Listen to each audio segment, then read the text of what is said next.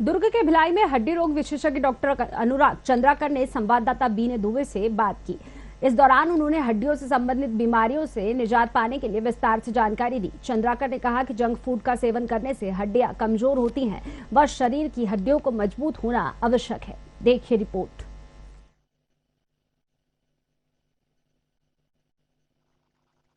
नमस्कार, मैं हूं वीना दुबे और साधना न्यूज में आप सभी का स्वागत है। चूंकि आज हम एक डॉक्टर से आपकी मुलाकात करवाने वाले हैं, तो मैं आपको बता दूं कि डॉक्टर जो है वो उसे भगवान का दर्जा दिया गया है और अपनी परेशानी को मरीज समझ सकता है, मरीज की परेशानी को डॉक्टर समझ सकता है और डॉक्टर ही जो है उस मरीज का बेहतर तरीके से इलाज करके उसे नया जीवन दान देता है। इसलिए डॉक्टरों को जो है वो भगवान की संज्ञा दी गई है।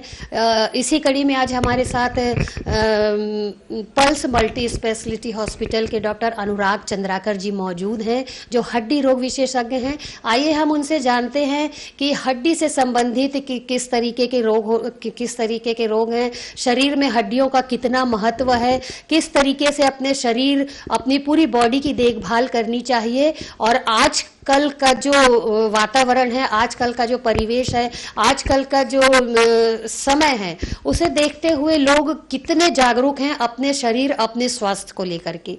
डॉक्टर अनुराग, आप का हमारे कार्यक्रम में बहुत बहुत स्वागत है। धन्यवाद मैडम। नमस्कार साधना न्यूज को और सभी दर्शकजन को जी। मेरा सबसे पहला सवाल आपसे ये रहेगा कि आप कितने समय से इस हॉस्पिटल में सेवाएं दे रहे हैं और मेडिकल लाइन में आने का आपका क्या उद्देश्य था, किस उद्देश्य को लेकर के आप आए थे? मैडम, मैं जब से ही अस्पताल शुरू हुआ है तब से यहाँ पे अपनी सेवाएं दे रहा हूँ। काफ़ी किस्मत का धनी हूँ। अच्छे परिवार में जन्म होने के साथ साथ अच्छी व्यवस्था के बीच में मुझे काम करने का मौका मिल रहा है। साथ में जो आपने पूछा कि इस कार्य क्षेत्र में आने का मेरा वजह क्या है, वो मेरा एक निजी वजह था कि बीच में मेरी माताजी की तबीयत खराब थी जब मैं 12वीं क्लास में था। उस टाइम पे मैं बायोमेस का स्टूडेंट हुआ करता था।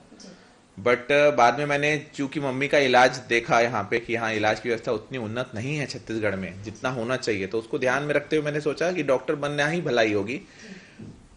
निजी वजह को ध्यान में रख के कहूँ तो परिवार को ध्यान में रख के मैं डॉक्टर बना। बट बाद में महसूस हुआ नहीं, सिर्फ परिवार नहीं, सभी लोग परिवार होते हैं, सभी को सही इलाज का एक हक बनता है और हमें वो देना चाहिए।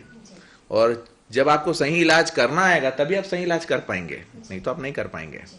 और आदमी अपने भूख को टाल सकता है, इलाज को नहीं टालना चाहिए, क्योंकि वो बहुत अति आवश्यक होता है आपके अच्छे काम के लिए, आपकी उन्नति के लिए, आपके एक परिपूर्ण परिवार के लिए, आपके बच्चों के लिए, सभी के लिए आपका स्वस्थ रहना अति आवश्यक है। तो स्वास्थ्य को सबसे ऊपर में हमें रखना चाहिए जी। बहुत सारे लोगों को इस बात की जानकारी बिल्कुल भी नहीं है कि हमारे शरीर में कितनी हड्डियां हैं, क्या है। कई को जानकारी होगी, कई को नहीं भी होगी। चूंकि आप एक हड्डी रोग विशेषज्ञ हैं, हड्डी से आप संबंधित जो है इलाज करते हैं, तो मैं जानना चाहूंगी कि मानव शरीर में कुल कितनी हड्डियां होती हैं? कुल मिला के मैडम मानव शरीर में 206 हड्डियां होती है एक वयस्क इंसान में। हड्डियों का काम हमारे शरीर को ढांचा देने का होता है। अदरवाइज अगर हड्डियां हटा दी जाए तो इंसान एक मांस का लोथड़ा मात्र है। आटे की तरह आप उसको छोड़ देंगे तो एक जगह में पड़ जाएगा वो। इसलिए हड्डियों का होना बहुत आवश्यक है और हड्डियों का होना आवश्यक है, उसके साथ उसका मजबूत होना उससे भी ज्यादा आवश्यक है जी।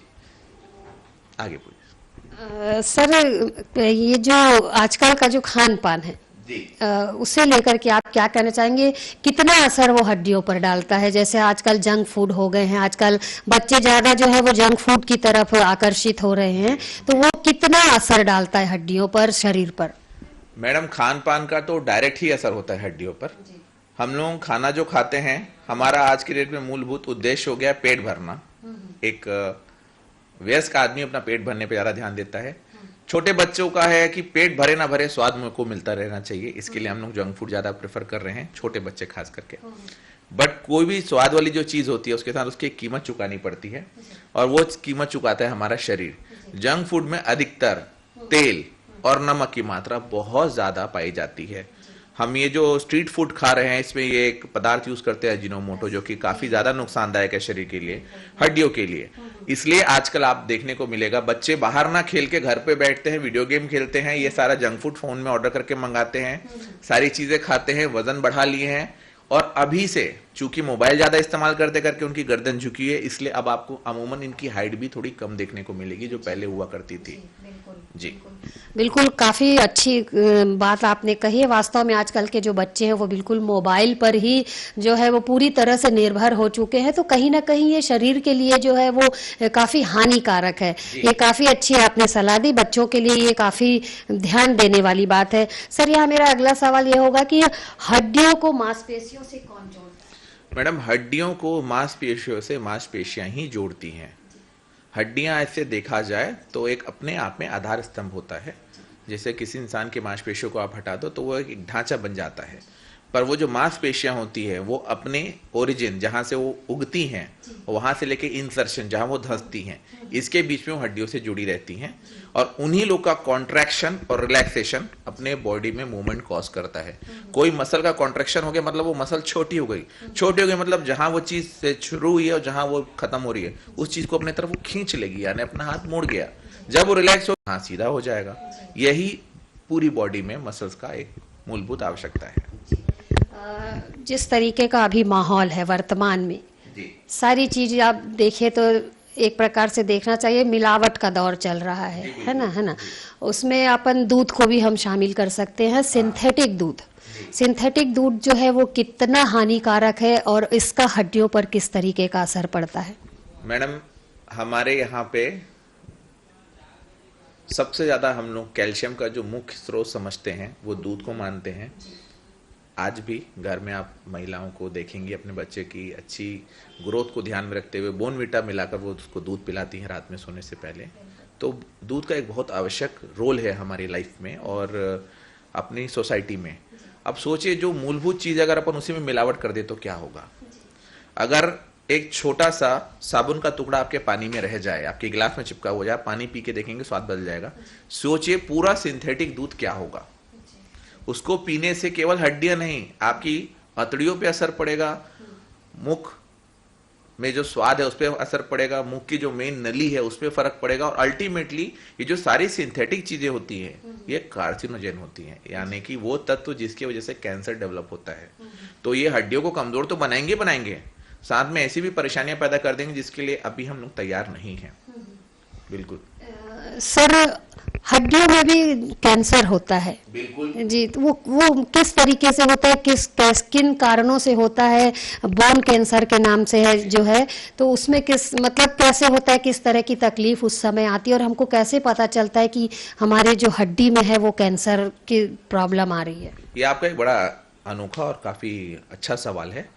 कैंसर एक ऐसी चीज है जो कि हमारे समाज में बहुत हद तक छुपाए जाने वाली परेशानियों में से आता है, क्योंकि कैंसर जो है वो शरीर को तो तोड़ता ही तोड़ता है, साथ में परिवार को तोड़ देता है। एक कैंसर पीड़ित व्यक्ति के परिवार से कोई अपना संबंध नहीं बनाना चाहता, इसलिए लोग डरी के मारे नहीं बताते मुझे कैंसर है। कैंसर का इलाज तब संभव है जब आप उसको अर्ली स्टेज में पकड़ पाओ। साफ उदाहरण देता हूं, अगर अपना खाना जल रहा है, अगर आपने उसे जलने से पहले ही रोक लिया तो आपका खाना सही है। एग्जैक्टली कैंसर को अगर आपने फैलने से पहले रोक लिया तो कैंसर का इलाज संभव है। कुछ ऐसे कैंसर होते हैं जो बढ़ते हैं और कुछ ऐसे कैंसर होते हैं जो नहीं बढ़ते हैं। इन लोगों को हम हड्डियों के ट्यूमर में शामिल करते हैं। बिनाइन और मैलिग्नेंट, इन दो अलग अलग श्रेणियों में बांटा गया। बिनाइन मतलब जो नहीं बढ़ते और मैलिग्नेंट मतलब जो बढ़ते हैं। मैलिग्नेंट कैंसर ट्यूमर ये होते हैं जो जान के लिए अति हानिकारक होते हैं। अपने साथ साथ हड्डियों के साथ साथ आसपास के अंगों में भी वो फैल जाते हैं, मांसपेशियों में फैल जाते हैं। आपका सवाल था कि कैसे हम जानकारी लेंगे कि हमें कैंसर है। मैडम, पहली बात तो कैंसर एक ब्रेक फेल गाड़ी की तरह होता है। जितने नंबर ऑफ सेल्स बॉडी में होते हैं जिसके वजह से हमारा एक स्ट्रक्चर बनता है, उनका एक बैलेंस बना होता है। जितने सेल हैं वो सेल हैं, जब उनकी डेथ होगी तो नए सेल बन जाएंगे, बट जब कैंसर होता है तो इनका बैलेंस बिगड़ जाता है, इनका इक्विलिब्रियम डिस्टर्ब हो जाता है। नए सेल बहुत रफ्तार से बनते हैं और ये जो नए सेल रहते हैं ये परिपक्व नहीं रहते, इस वजह से उस जगह में बहुत ज्यादा ग्रोथ देखने को मिलती है और शरीर में हानिकारक चीजें सामने आती हैं। कैंसर का मरीज आपको काफी पतला दुबला दिखाई देगा, उसे जोड़ों में और हड्डियों में दर्द महसूस होगा, वो आपको बाकियों से अलग दिखाई देगा, साथ ही साथ में उसके खाने पीने की इच्छा जा चुकी रहेगी। हो सकता है हड्डी में कोई तरह की विकृति अलग उसको नजर आने लगे, सूजन आने लगे, बाहर से दिखने लगे कि सूजन है, साथ में एक्सरे कराएंगे तो भी कुछ चीजें देखने को मिल सकती हैं। अब रही सही बात एक्सरे की, एक्सरे कौन कराता है? एक्सरे कराना चाहिए, पर साथ में वो 6 किरण है, यानी कि वो रेडिएशन है, it is a very dangerous thing. तो मेरा ऐसा मानना है एक्सरे बिना किसी विशेषज्ञ से पूछे बिना, मिले बिना नहीं अपने मन से कराना चाहिए। एक्सरे एक जांच है, एक्सरे के जांच के माध्यम से हम जांच की प्रक्रिया पूरी करते हैं। एक्सरे इलाज नहीं है, तो एक्सरे भी एक डेंजरस चीज है। बहुत लोग जो नहीं जानते होंगे, कोविड के टाइम पे लोगों को लगता था कि हम अपना HRCT करा लेते हैं, छाती का CT स्कैन करा लेते हैं। लगातार CT स्कैन की वजह से भी कई लोगों को परेशानियां हुई हैं। लोग इस बारे में अभी बात नहीं कर रहे हैं, आने वाले समय में हमें ये चीज पता चलेगी। उसकी वजह से भी काफी रेडिएशन हैजर्ड्स हुए हैं हम लोगों को। तो कैंसर के पेशेंट के लिए जो मुख्य जांच होती है वो कैंसर के एंटीजेंस होते हैं, जब से अपने जांच करनी होती है। उसके जो इलाज की प्रक्रिया होती है वो काफी जटिल होती है। ऑपरेशन के साथ साथ उसमें मल्टीपल चीजें चाहिए होती है, जैसे रेडिएशन होता है, कीमोथेरेपी होता है। ये तो बुक्स में भी लिखा है। मुझे लगता है कि कैंसर पेशेंट को सबसे ज्यादा तो हमारे तरफ से हमें प्यार की आवश्यकता होती है। उसको हमें देख के उसके साथ कुछ भी दुर्व्यवहार नहीं करना चाहिए, उनके साथ बड़े अच्छे से पेश आना चाहिए। ऑलरेडी वो व्यक्ति बहुत परेशानी झेल रहा है, अंदर से टूटा हुआ है, और हम उसके साथ अगर सही व्यवहार नहीं करते हैं, समाज में उन्हें देख के थोड़ा सा कुंठित होते हैं, या उनको अलग करते हैं, या उनको अपने जगह घर पे न्योता नहीं देते हैं। अक्सर आप लोगों ने देखा होगा कैंसर का जिनको इलाज चल रहा है उनके बाल नहीं होते, वो शर्म की वजह से कहीं जाते आते नहीं है। ऐसे नहीं कि उनके रिश्ते कमजोर हो गए, अब उनको लगता है हम कहीं जाएंगे तो हमें प्रॉपर आदर सत्कार नहीं मिलेगा। तो वो चीज नहीं होनी चाहिए। हमारे समाज में बहुत सारी ऐसी चीजें हैं, खास करके महिलाओं को ध्यान में रख के मैं बोल रहा हूँ, जिसके बारे में हमें बात करनी चाहिए। क्योंकि महिलाएं घर का आधार स्तंभ होती हैं। अगर महिला घर में स्वस्थ है तो पूरा घर परिवार स्वस्थ है, ये चीज समझनी चाहिए। जो भी बोलते हैं कि जो बच्चों की प्रथम शिक्षा होती घर से शुरू होती, मैं कहता हूँ प्रथम शिक्षा, अंतिम शिक्षा, सारी शिक्षा घर से ही होती है। जो आपका घर जैसा है वैसे ही आपका बाहर भी वैसे ही रहेगा। तो घर में महिलाओं का स्वस्थ रहना अति आवश्यक है। सारी महिलाओं से मेरा सनम्र निवेदन है कि अपनी परेशानियों को प्लीज बढ़ने ना दें। आप लोग बहुत मजबूत हैं, आप लोग सब हिंदुस्तानी महिलाएं हैं, हिंदुस्तान की बेटियां हैं, आप लोग बहुत हद तक दर्द बर्दाश्त कर लेती हैं। आप लोग के लिए परिवार सब अपने से पहले आता है। आप लोग को लगता है मेरा पेट भरे ना भरे, परिवार का पेट भर रहना चाहिए। मुझे कमर दर्द हो रहा है तो भी कुछ नहीं होता, बच्चों का ध्यान रखना है, हस्बैंड का ध्यान रखना है। संडे जब बाकी लोग छुट्टियां मनाते हैं तो महिलाओं का काम डबल हो जाता है, उन बेचारों को कोई छुट्टियां नहीं होती। त्योहार आ रहे हैं सिर पे, हम लोग नए कपड़े पहनते हैं, महिलाओं के बारे में कोई सोचता नहीं, उनको और डबल काम। त्योहार के पहले सफाई, त्योहार के बाद और साफ सफाई, इन सब में भी। और जो कुछ लोग कहते हैं कि मैं कामकाजी महिला हूं, उनके लिए तो परेशानी डबल हो जाती है। काम भी संभालना है, परिवार भी संभालना है, बच्चों का पेट भी देखना है, घर का बाकी व्यवस्था भी देखना है, बच्चों की पढ़ाई भी देखनी है। क्योंकि कल को कुछ भी होगा तो अल्टीमेटली उसे ही जिम्मेदार ठहराया जाएगा। ये हर एक समाज में अछूता एक वर्ग है। हम लोग देवी देवताओं को पूछते हैं लेकिन महिलाओं को उतना सम्मान नहीं दे पाते जितना देना चाहिए। मेरा निवेदन है हर किसी देखने वाले से, अपने घर की हर एक लेडीज को, मैं सिर्फ घर की महिला नहीं बोल रहा हूँ, किसी भी महिला को देखे तो उसको बहुत आदर से देखें, उनकी रिस्पेक्ट करें, और जो भी बन सकता है अपने से उनकी मदद करें किसी भी तरीके से।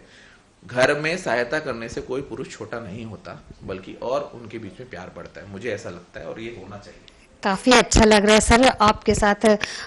हड्डियों से संबंधित जानकारी तो हम ले ही रहे हैं, साथ ही आप जो महिलाओं के लिए जिस तरीके की बात कर रहे हैं वो काफ़ी अच्छी बात है। मेरे ख्याल से और लोगों को भी ये प्रोग्राम के माध्यम से सीखने और समझने को मिलेगा।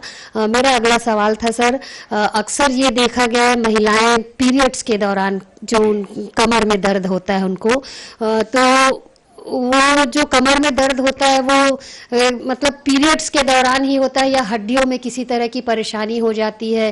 क्या कुछ इसके बारे में आप हमें जानकारी दे पाएंगे? क्या होता है कि जब माहवारी आती है, पीरियड्स मेंस्ट्रुएशन साइकिल का एक पार्ट है, उस दौरान में मसल्स, जो इंटरनल मसल्स होते हैं आपके पेट के अंदर के यूट्रस होते हैं, इसमें काफ़ी मजबूती से जकड़न होता है, जिसकी वजह से आपका जो डैमेज म्यूकोजा रहता है उसमें आपके यानी कि अंदर के जो तत्व रहते हैं, जो ब्लड क्लॉट्स आते हैं, वो बाहर आते हैं।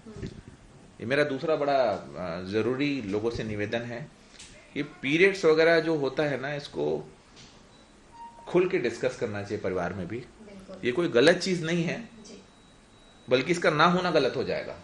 इसके वजह से लोगों का परिवार आगे बढ़ता है और लोग इसको गलत वे में लेते हैं, खास करके हम हिंदू लोग। तो ये मुझे ऐसा लगता है कि इसके बारे में लोगों को डिस्कस करना चाहिए।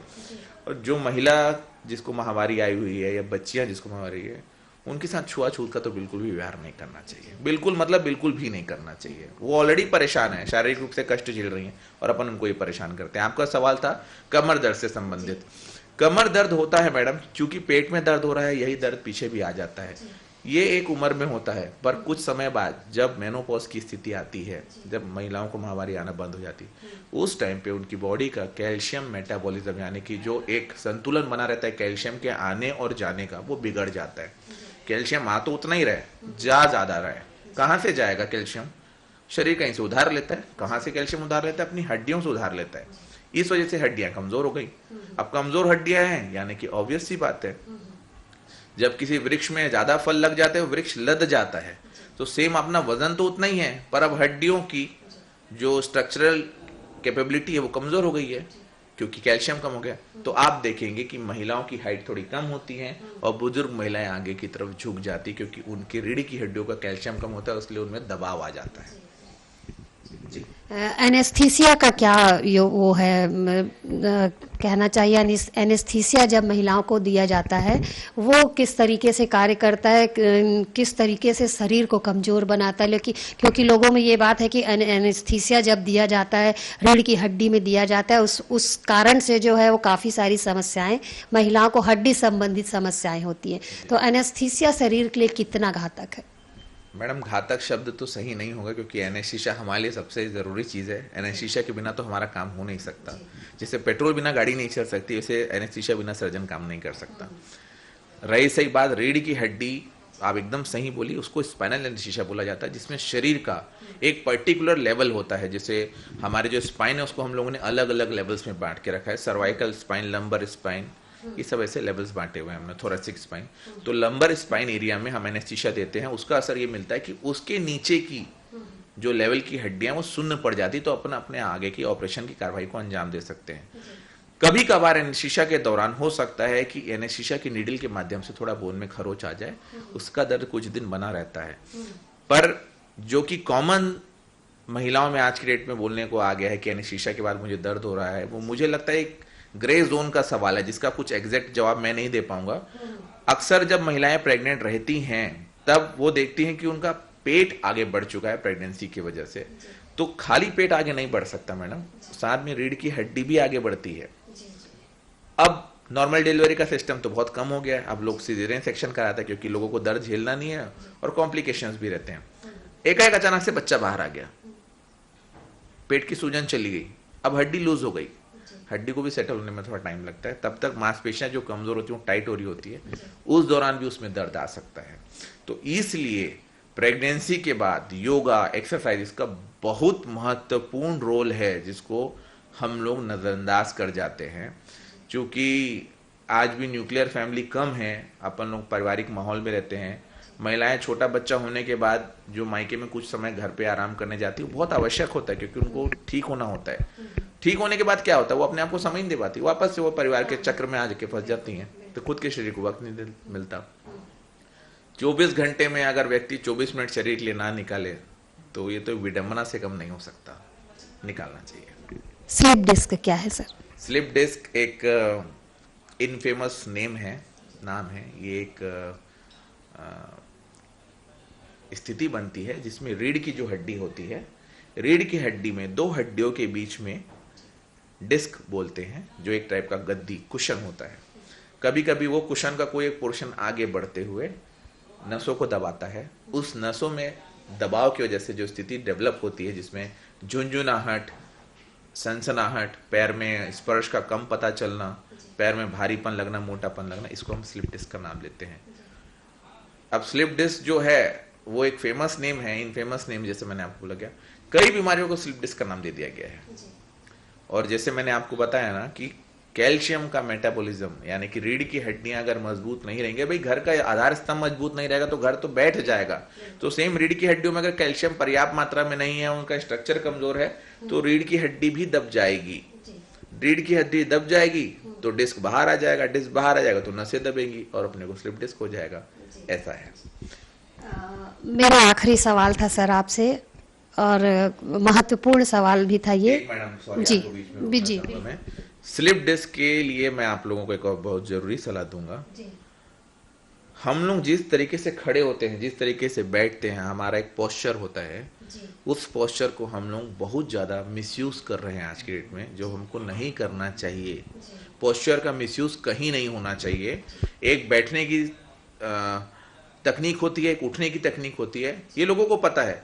मैं तो ये कहता हूँ सो के उठने की भी एक तकनीक है जिसके बारे में लोगों को जानकारी नहीं है। आप खड़े होने के तरीके से देख के बता सकते हैं सामने वाला आदमी पुलिस वाला है कि मिलिट्री में है कि कोई आम आदमी है, क्योंकि वो एक अलग तरीके से दिखाई देता है। तो अगर अपन अपने शरीर को आड़ा तिरछा करके रखे हुए हैं तो इसकी वजह से भी कमर अपने को डेवलप हो जाता है। ये भी बाद में आगे बढ़ के स्लिप डिस्क का नाम ले लेता है, ऐसा है। तो अच्छे से बैठना, अच्छे से उठना अपने को आना चाहिए। ये भी काफ़ी ज़रूरी है शरीर के लिए कि शरीर को किस तरीके से हमको कई बार आराम के नाम से हम कई घंटे लेटे रह जाते हैं, आड़े टेढ़े होकर के सोते हैं, तो कहीं ना कहीं ये भी हमारे शरीर के लिए हानिकारक है। मेरा आखिरी सवाल आपसे ये था सर कि आप काफ़ी समय से हॉस्पिटल में सेवाएं दे रहे हैं, अपने हड्डी रोग विशेषज्ञ हैं। कोई ऐसा केस, कोई ऐसा मामला आपके सामने आया हो जिसे सॉल्व करने में आपको काफ़ी समय लगा हो, काफ़ी दिमाग इस्तेमाल करना पड़ा हो और उसको ठीक करके आपको अपने आप में काफ़ी अच्छा महसूस हुआ हो? कोई भी एक ऐसा केस? मेरे लिए हर एक केस स्पेशल केस है। मेरा ऐसा मानना है कि इंसान घूमने के लिए मॉल जा रहा है तो हो सकता है वो एक दिन मॉल ना भी जाए तो उसका काम चल जाएगा, पर अगर कोई व्यक्ति अस्पताल आ रहा है मतलब उसको पक्का परेशानी है, कोई घूमने के लिए अस्पताल नहीं आता। तो मैं हर एक की परेशानी को उतनी वैल्यू देता हूँ जितना वो परेशानी वैल्यू डिजर्व करती है। हर एक की परेशानी को मैं बराबर तवज्जो देता हूँ। रही सही बात आप बोले डिफिकल्ट केस की, तो हर एक केस अपने आप में डिफिकल्ट होता है। एक माँ के अगर 2 जुड़वा बच्चे भी पैदा हो गए ना तो भी वो अलग अलग होते हैं, एक नहीं होते। तो 2 सेम दिखने वाले फ्रैक्चर भी अलग हो सकते हैं। खाली फ्रैक्चर नहीं होता, खाली परेशानी नहीं होती, व्यक्ति विशेष भी होता है, उसकी स्थितियाँ परिस्थितियाँ भी होती हैं, काफ़ी सारी चीज़ें होती हैं। किस तरीके से उसका इलाज किया गया है, इलाज के बाद वो कैसी ज़िंदगी जी रहा है, वो किस तरीके से काम कर रहा है, किस तरीके से अपने शरीर को वक्त दे रहा है, उसका आहार क्या है, उसका प्रकार किस तरीके का है, वो आगे जाके और किस तरीके की गतिविधियों में इन्वॉल्व हो रहा है, ये सारी चीज़ मिला के उसका एक प्रॉपर इलाज होता है। तो सिर्फ मैंने ये काम अच्छा कर दिया अब इससे ऐसा नहीं बोल सकता।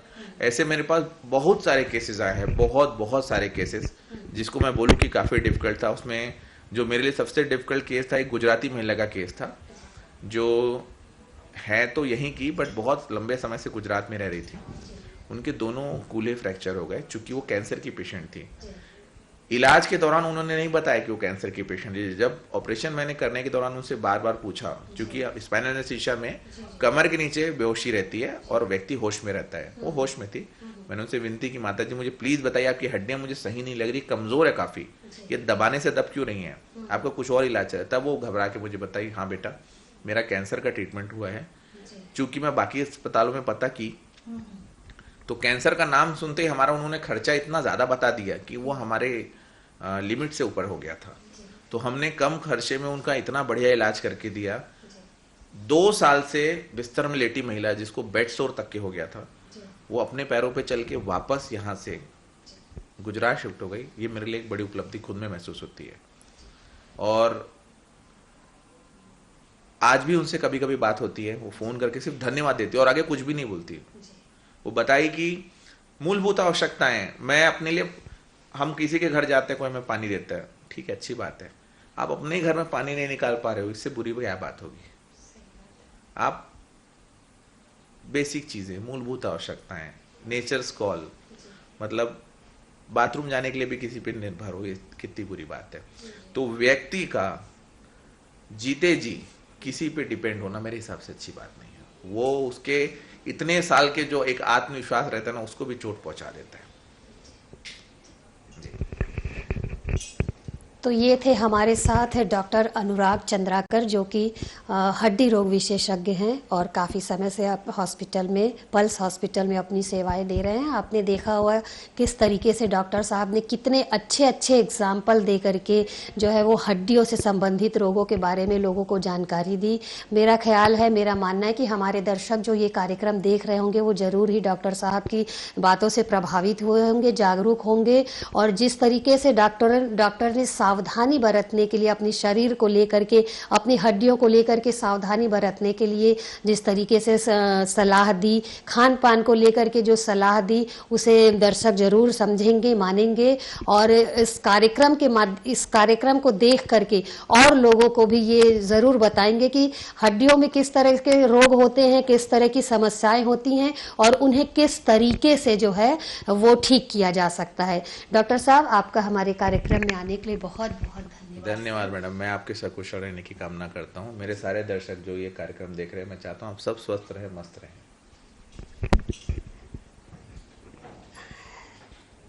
यहीं पर हम अपने कार्यक्रम को विराम देते हैं और अगली बार फिर ऐसे ही एक किसी विशेषज्ञ को आपके सामने लेकर के आएंगे और तमाम जानकारी स्वास्थ्य से संबंधित आप तक पहुंचाएंगे।